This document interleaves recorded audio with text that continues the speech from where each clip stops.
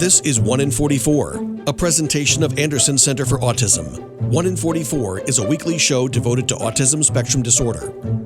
Good morning and welcome to 1 in 44, the weekly talk show on topics related to autism spectrum disorder. I'm your host, Eliza Bozensky, Chief Development Officer at Anderson Center for Autism. And this morning I'm speaking with Danyale Sturdivant, who I spoke to, maybe a couple months back. We kind of found each other, and I was really interested in the work that you were doing within the autism community. And so I'd love to have you introduce yourself, talk a little bit about your background, and we'll get into what you're doing and how people can get involved. Sure. Thank you for that, Eliza. My name is Danyale Sturdivant. I am a licensed clinical social worker by training. I am also the proud mom of a 12, soon to be 13-year-old son who is on the autism spectrum. I've been in the social work field for over 20 years, typically working with children and families on the mental health side. Didn't really get into the IDD developmental side until my son was diagnosed with autism at around 2.5 years old.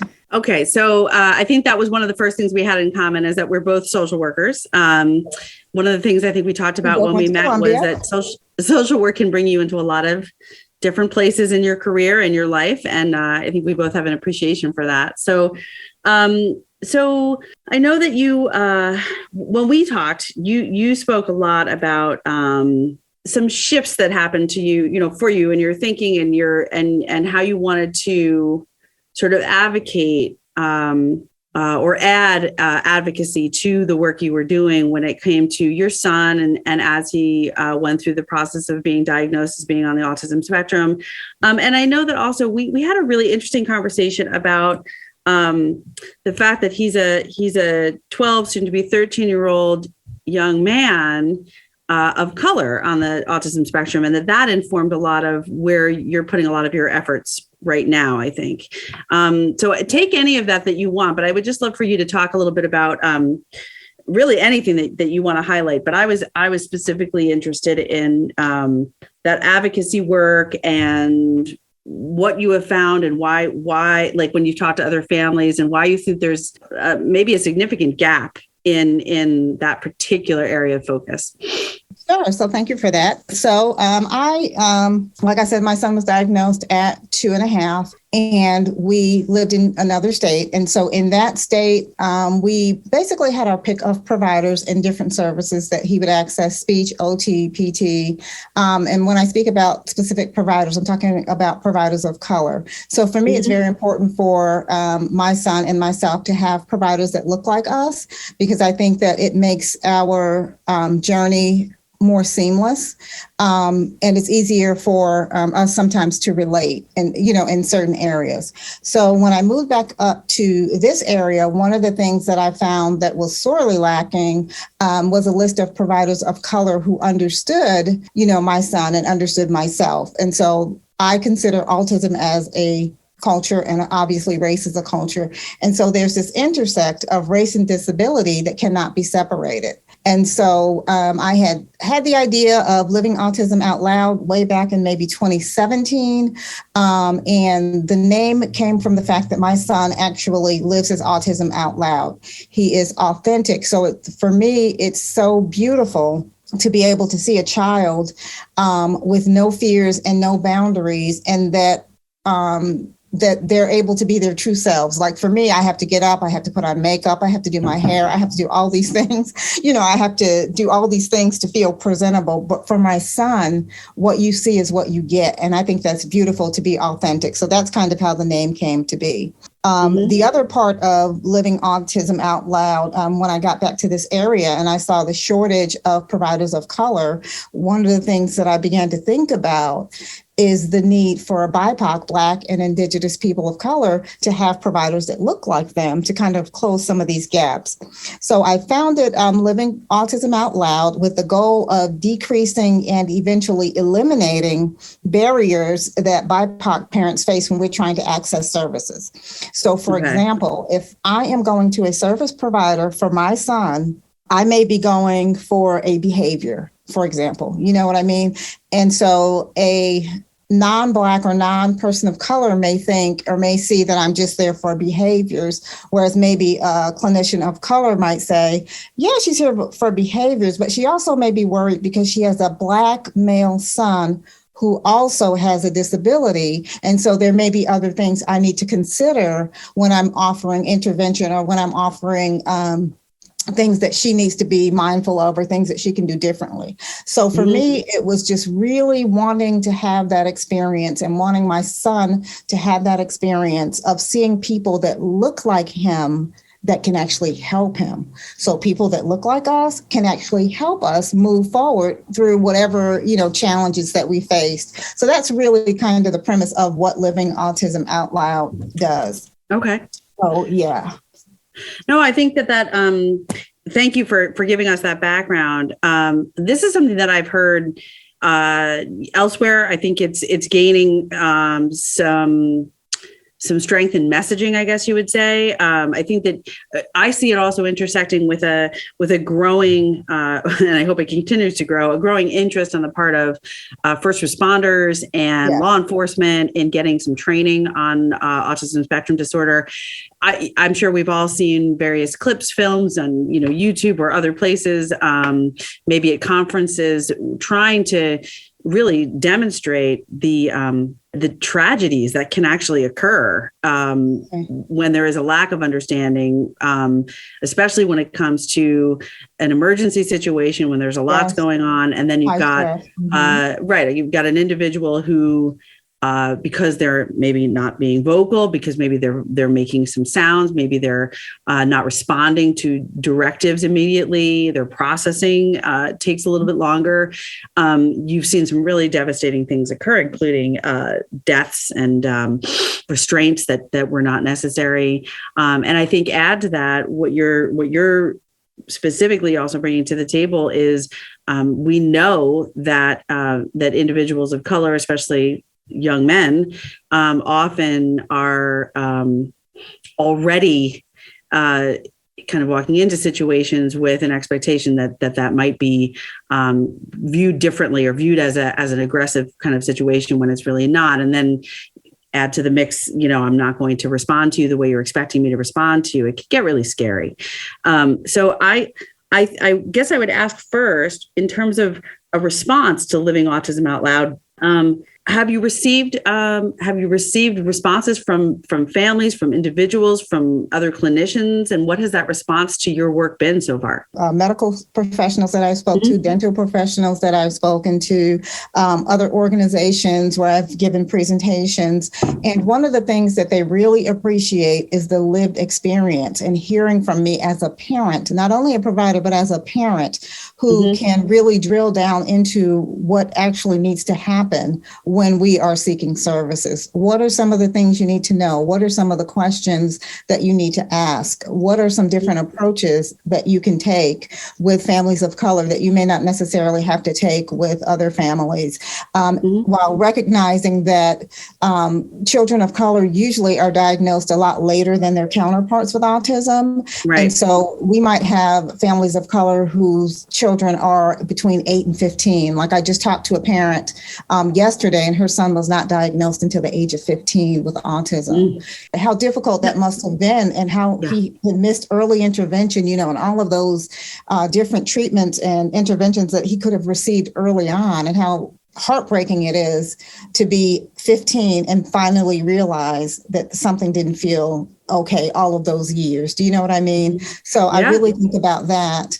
And I know in the other state that I lived in, we actually did train providers, police officers, and EMS around how to respond when you get a call from a parent. That's not the time to come with guns blazing and using the usual techniques that they're trained in. It's really an opportunity to have well-trained staff work with that individual and try to de-escalate the situation so that it does not become a problem, because all of those interactions are traumatizing for people with disabilities, and they're traumatizing for anybody, but particularly for people with disabilities. They can be traumatizing and have lifelong effects. Absolutely. And their families and caregivers as well. I had a conversation with another guest on this podcast a little while ago. And we ended up having a conversation about how great it is to see first responders and emergency personnel responding to opportunities for training. And what an interesting sort of cognitive thing it is to think about, where you're right. So much of what makes a first responder excellent at what they do is their ability to think and act quickly, right? They're responders. But at the same time, what we want to bring across in training in general is they're trying to find that room for one possible other explanation about what might be going on. So it's like, I always wonder about, what's really going on in their brains in that moment about, how do you have one part of you that's aware enough to say what is really happening here, what could be happening here, and then also not letting go of the fact that there's an emergency of some kind that needs to be addressed. So I think, I don't think it's an easy thing to do, but it certainly is an important thing to keep bringing to the light. We have to take a quick break, but when we come back, I want to talk to you about some of the really, more nuts and bolts of Living Autism Out Loud, how people access the services, whether your network is growing. Are there a growing number of providers of color, which would be great to hear. So we'll come back in just a minute. This is 1 in 44, the weekly talk show on topics related to autism spectrum disorder. I'm your host, Eliza Bozensky, and we'll be right back. Hey, is that a faucet running? Nope. That's not a faucet. That's a river rushing through the forest. It is? Yeah. Forest rivers provide over 100 million people with clean water to drink. The water comes straight from the forest to us. In fact... What? I can't hear you because of the vacuum. That's not a vacuum. That's the trees in the forest cleaning up the air we breathe. How do trees clean the air? They soak up the dirty air on their leaves, branches, and trunks, which means clean air for us. Cool. I didn't know that. Yep. But the forest does more than give us clean air and water. It gives us shade for hot days, birds to listen to, and trees to climb. Wow, that's awesome. I didn't know how cool the forest could be. Hey, let's go explore some more. Visit the forest today and enjoy all it does, just for you. To learn more about the forest and find one near you, go to discovertheforest.org. Brought to you by the U.S. Forest Service and the Ad Council. And now, 1 in 44 continues on 100.7 WHUD. This is a weekly community affairs program presented by the Anderson Center for Autism. Welcome back to 1 in 44, the weekly talk show on topics related to autism spectrum disorder. I'm your host, Eliza Bozensky from Anderson Center for Autism, and I'm speaking this morning with Danyale Sturdivant, who is the mother of a 12-year-old son with autism and also a clinical social worker and the founder of Living Autism Out Loud. Danyale, I really enjoyed our first part of the conversation today. So as I said before the break, I was hoping that we could get a little bit into the accessibility of services through Living Autism Out Loud. You've established, and there's tons of literature and research to back it up, that there is a dearth. There are not enough providers in general, I think, in the country to support individuals with autism. But when you also get to the point that you're looking at and looking for providers of color so that people, individuals and families who are in need of services and are looking for a service provider who looks like them, there's even fewer. And then also on top of that, there are significant delays in many areas for families who are looking for even diagnostic, Yes. which we know are the outcomes are often much better for the individual when the diagnosis occurs earlier rather than later. So you've got this whole mix of things. How do people get help through Living Autism Out Loud? So let me just first give you the makeup of Living Autism Out Loud. So Living Autism Out Loud has 3 phases. The first phase, which is the phase that I'm currently in, is working with providers on how to be culturally responsive. And that allows me the opportunity to train and present to providers information that's helpful when they're trying to engage families in services and when they're trying to keep families in services. And one of the things that I believe, especially given the shortage of providers of color up here in this city, is that you don't necessarily have to look like me, but it will be great if you were trained to understand me. And so that's the premise that I work from when I'm talking about providers in need of training and on how to engage families. It's one thing to want to help us. It's another thing to try to help us. It's a third thing to understand us and get us in treatment so that we'll stay there and that we trust that you are doing the best thing for our children. And that's a really big one, I think, across the board. The second phase is working with parents. How do you find providers for yourself that you are comfortable with? How do you build trust with providers? A lot of times providers don't understand that we, especially people of color, have a history of sometimes mistrust. And so we don't want to have to tell you every single thing about us initially. And so there's a way that you can build that trust and move forward. And the other part of that, which is major for providers, is they have to understand that we have a trauma history that goes back 400 years. And so you have to understand all of that and what that walk looks like for us so that you can engage us and keep us in services. The third aspect is working with universities. I have developed a curriculum for universities, particularly special education departments, where they can use parents as co-teachers. And what the parents' role is really is to work with students, master's level students, on how to engage families. How do you talk about the IEP process? How do you say to a family, your child may need an evaluation? How do you have those really tough conversations?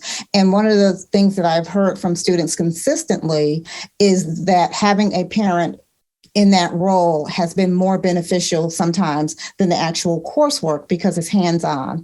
And what I really want to push is the value of lived experience. Now, I went to Columbia, I read a lot of books, I've done a lot of work, a lot of social work, but I can tell you that my lived experience is what really, really makes me better at what I do. Yeah. Yeah. And so my website is www.livingautismoutloud.org. And that's all one word. Okay. Livingautismoutloud.org for more information about this and about Danyale and how you can get involved. So let me just clarify, the three phases you just went through, they all sound great. Are they all up and running at this point, or are you in phase one where you're working with area providers first? I am actually working across phases. So if a parent calls me and needs assistance, then I'd be more than happy to reach out and try to help that parent. If a provider calls and needs training, I'd be happy to do that. And so I neglected to mention, but I do have several trainings on my website. I have one called Parenting a Child of Color on the Autism Spectrum. And that one really is for parents who maybe have just gotten the diagnosis. And I kind of take you through lived experience of having to explain that to my family. I have this kid with autism and what that means and the responses that I got and how that works. The second big one is called Navigating the Complex World of Autism Spectrum Disorder. And that one talks about when I had to reach out to providers and actually try to get services. Some of the conversations I've had to have with my son's pediatrician, dentist, educators, about who he is and what autism means to our family. The third one is called the hidden barriers to accessing services. So after I did phase one and phase two, I found out that there are some hidden barriers out there that I really had to navigate my way around. And I talk about how you work through those barriers to still get to the outcome that you want, which is obviously services for your loved one. And so those are my top three that I work on consistently, doing a lot of presentations and public speaking around those three topics. Great. And again, let's just say the website, it's Living Autism Out Loud, all one word, .org. I want to circle back to just one thing that you pointed out. We have a couple more minutes, and I just think it really got me thinking. The piece about trust and finding providers and trusting them. And I think you're right. I think that we have an expectation, or there seems to be an expectation that I believe I have just sort of accepted, but maybe there are some steps we can all take as a society together to shift it a little bit, where even though, parents are the experts on their own children. We're the ones who know our children since, before they're born. We're the first one who lays eyes on them. We're the first one who cares for them. Nobody is getting a diagnosis at age one day, certainly not when it comes to autism. And yet when a time, whether you're going for your initial pediatrician's visit or you're going for a specific reason because you have a concern, there's a lot of talk out there about how, well, parents are going to be the first ones who notice that something might seem a little different, a little off, maybe something that they want to follow up on. And yet, what happens when you walk into any office? You're given a stack of papers, or maybe now it's online, but still the questions can be, incredibly overwhelming. I even think about, the admissions paperwork that, at a place like Anderson and many other organizations that are designed with all the best intentions. It's all about trying to take the expertise that's been collected in a place, whether it's medical or behavioral or anything else, and help people. But you're starting a relationship with a questionnaire. And I think that the only other time that I've heard of a model that's different are in, when I've talked to people who are from incredibly small towns, where kind of that sense that everybody knows everybody. And so you don't have to sit there and do the questionnaire, because either that person already knows a lot about your family and your family history, or this is my long-winded way of getting to your point, the trust is already there. Absolutely. So I just wanted to underscore that, because that really kind of hit home for me, that I think certainly with respect to people of color and the centuries long history of challenges, I don't know the right word is, but challenges with trust and developing those relationships with somebody who you don't already know or isn't a family connection, but compounded by the urgency of needing to help your child and wanting to help your child. So I think that's really a hugely important part of what you're talking about doing is maybe helping both providers and families come to a different place when Absolutely. It's how do you form that relationship? It's like a therapeutic relationship. Yes, definitely. You don't walk into a therapist's office and immediately start spilling everything that you're feeling. It's usually the development of a relationship. Why isn't medical the same? Right. And that's very true. And the other way I like to think of it, Eliza, is I like to think of it as, back when we were in Columbia, we were really taught about cultural competence. And cultural competence says, I know who you are. And, I know who you are. Cultural humility, on the other hand, says, tell me who you are, and I'm open to learning. And I think that if we could move toward cultural humility and having the opportunity to invite parents as partners and truly partnering with parents and allowing parents the opportunity to be the expert on their children, then I think the outcomes would be better for just all the way around. And I know it's hard for some of us professionals to give up our power, but just think about the beauty of shared power. Yeah. Like my one job is to know my son inside and out. Yeah. And I can tell you every single thing, about him. And imagine like even, sometimes with our kids with disabilities or our adult children, sometimes they have reactions that can be aggressive.